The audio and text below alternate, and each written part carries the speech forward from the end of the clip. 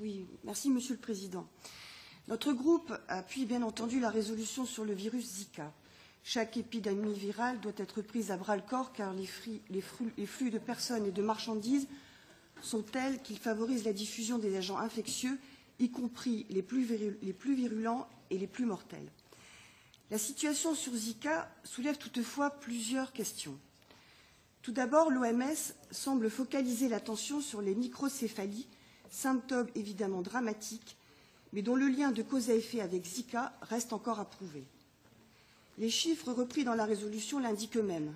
Seuls 17 enfants sur 400 atteints de microcéphalie sont porteurs du virus Zika.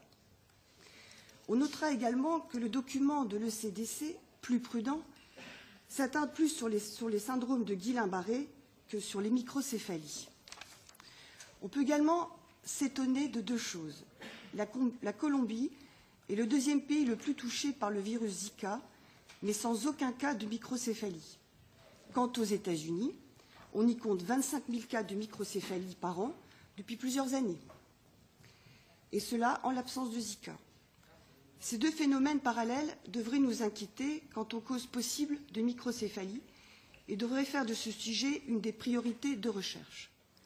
Ajoutons à cela que les cas de microcéphalie sont concentrés géographiquement, ce qui accrédite l'idée selon laquelle les microcéphalies seraient liées à l'utilisation d'un pesticide.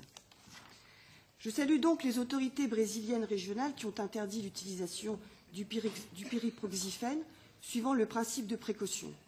Et selon le même principe, je déposerai avec mes collègues un amendement demandant à la Commission européenne la révision de l'autorisation du pyriproxifène à la lumière du ratio bénéfice-risque en intégrant les risques de microcéphalie.